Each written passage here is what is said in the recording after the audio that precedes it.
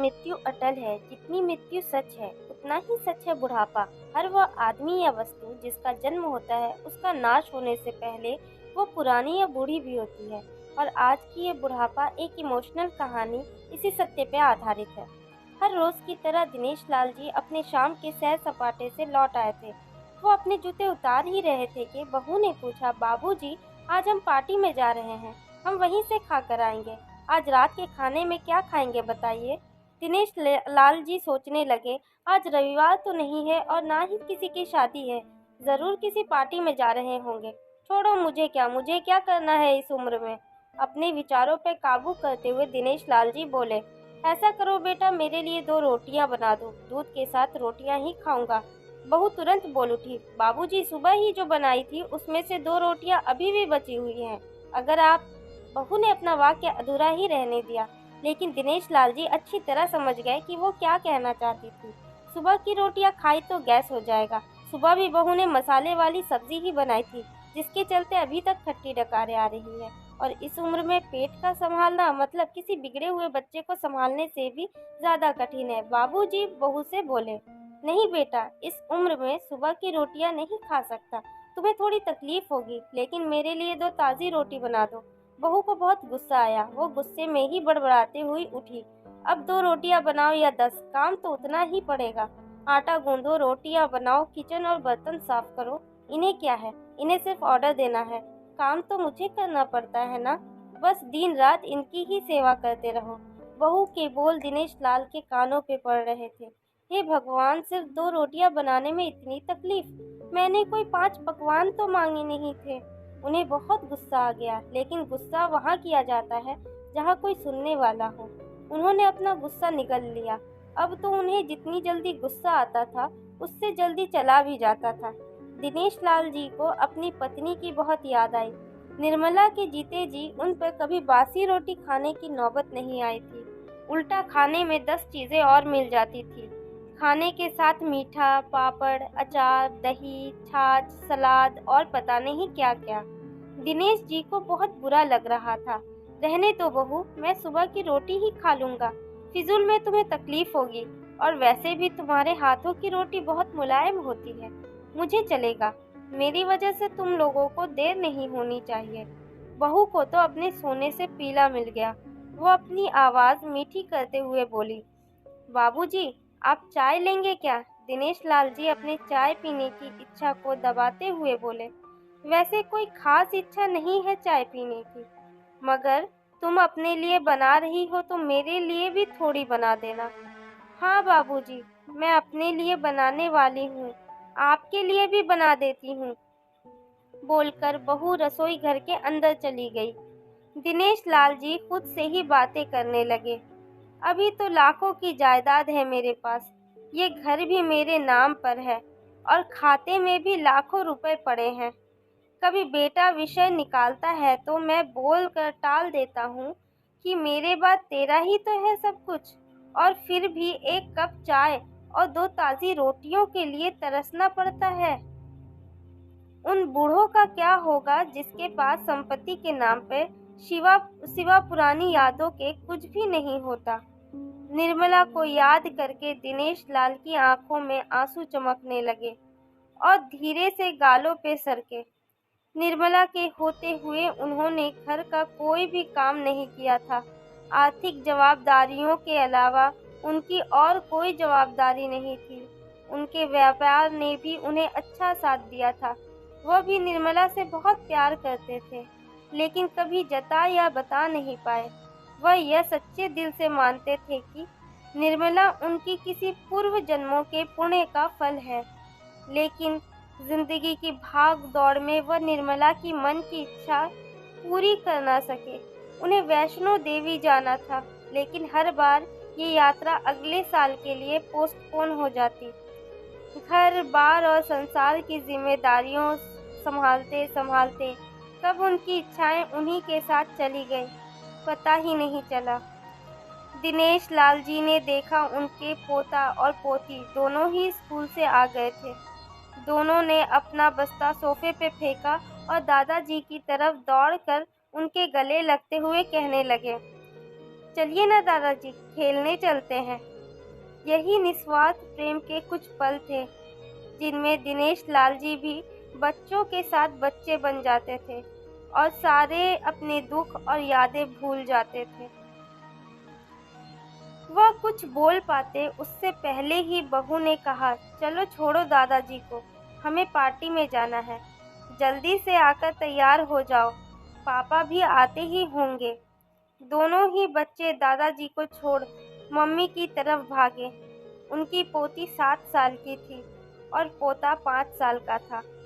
दिनेश लाल जी अपनी सोच में डूबे हुए बालकनी की तरफ गए। बालकनी में धीमी ठंडी पवन में उनका स्वागत किया। वह बहू उनके लिए चाय बनाकर लेकर आई। बालकनी में रखी अपनी कुर्सी पर बैठकर दिनेश लाल जी घुट-घुट करके चाय पी रहे थे। पी क्या रहे थे, निगल रहे थे, क्योंकि चाय के नाम पर सिर्फ कम शक्कर वाला गर्म पानी था, ना इलायची ना अदरक। दिनेश लाल जी मन ही मन सोचने लगे, बहू के जाने के बाद आज खुद अपने हाथों से चाय बनाऊंगा, इलायची, अदरक और थोड़ी सी ज़्यादा शक्कर डालकर, और उसके साथ रोटियां खा लूंगा। रोटियों की याद आते ही उनका मुंह फिर खट्टा हो गया। चाय खत्म होने पर खाली कप लेकर वह किचन में रखने गए तो वहां देखा कि बहू और बच्चों का कप धोके पड़ा था। उन्होंने भी अपना कप धोकर रख दिया और अपनी डायरी लेकर बालकनी में आ गए।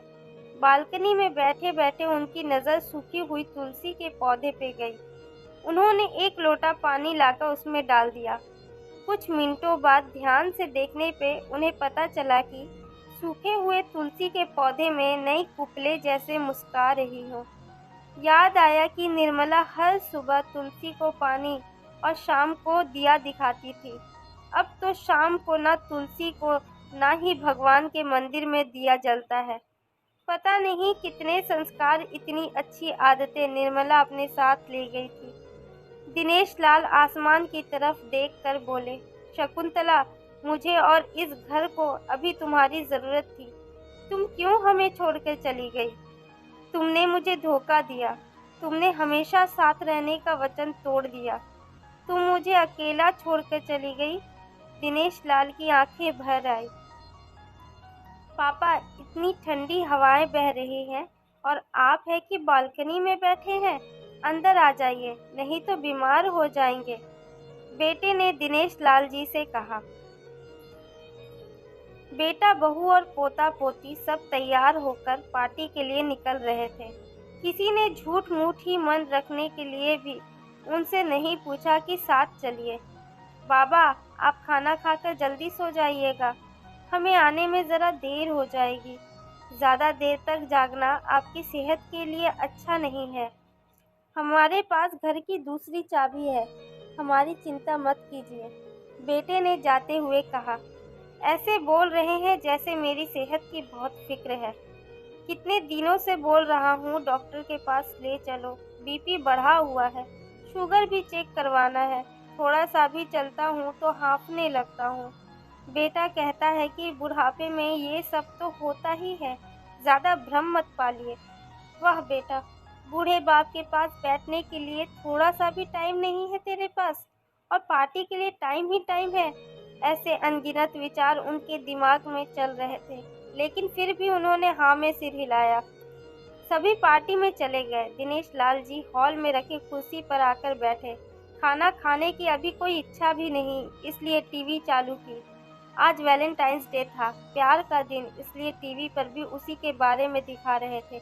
दिनेश लाल जी की नज़र पास में रखे अपनी पत्नी की फ्रेम पर गई, जिसने लाल कलर की साड़ी पहन रखी थी। प्यार तो उन्होंने भी खूब किया था निर्मला जी से, पूरी जिंदगी किया था, जी जान से किया था, लेकिन कभी बोल नहीं पाया। टीवी पे दिखा रहे थे, लोगों ने लाल कपड़े पहने रखे थे, हाथों में लाल फूलों के गुच्छे लेकर वह ग्रीटिंग कार्ड भी खरीद नहीं। दिनेश लाल जी के मन में क्या आया, उन्होंने अपने पैसों का बटवा लिया और निकल पड़े। निर्मला जी की याद में चलते चलते वो एक आइसक्रीम पार्लर के पास पहुंचे। उन्होंने सांस चढ़ गया था, उनके सांसों की गति तेज हो गई थी। आइसक्रीम पार्लर के पास एक कुर्सी पर वह आकर बैठे, तभी वहां एक छोटी बच्ची आई जो गुब्बारा बेच रही थी। बच्ची बोली, दादाजी गुब्बारे लोगे क्या? इतने ही बचे हैं, बिक जाएंगे तो जल्दी घर चली जाऊंगी। दिनेश लाल जी ने देखा 10-12 रंग बिरंगे गुब्बारे थे। उन्हें याद आया कि निर्मला जी को भी गुब्बारे बहुत पसंद थे, लेकिन अब गुब्बारे लेकर क्या करूं? उन्हें बच्ची की आंखों में सच्चाई और आशा दिखी। उन्होंने 200 रुपए दिया और सारे गुब्बारे खरीद लिए। उन्हें फिर से निर्मला जी की याद आई, क्योंकि वह भी घर से निकलते समय हमेशा थोड़े एक्स्ट्रा पैसे लेकर निकलती थी और किसी न किसी ज़रूरतमंद की मदद किया करती थी। कभी वो टोकते तो वो कहती, हमें भगवान ने लेने वालों में नहीं, देने वालों की लाइन में खड़ा किया है और थोड़े से रुपयों के बदले में लाखों की दुआएं मिलती है, तो मुझे टोका मत कीजिए। आंखों में आंसुओं के साथ दिनेश लाल जी खड़े हुए रास्ता के बीचों बीच आए। उन्होंने आसमान की तरफ देखा, अपने हाथों में पकड़े गुब्बारे आसमान में छोड़ दिए और चिल्लाकर बोले, निर्मला, मैं तुमसे प्यार करता हूँ। उनके सांसों की गति बढ़ गई, उनका शरीर लड़खड़ाया और जमीन पर धड़ से गिर पड़े। आसमान के लोगों को कुछ भी पता चल पाए उससे पहले ही दिनेश लाल जी ने इस मोह माया की दुनिया को अलविदा कह दिया। उन्हें अपनी पत्नी से मिलने की बहुत जल्दी थी। हमेशा की तरह पूरी कहानी पढ़ने के लिए आपको धन्यवाद। ये कहानी ज़रूर आपके दिल को छू गई होगी। ऐसे ही कहानियों के लिए आप मेरे चैनल रोज़ खाना खजाना को सब्सक्राइब कीजिए। धन्यवाद।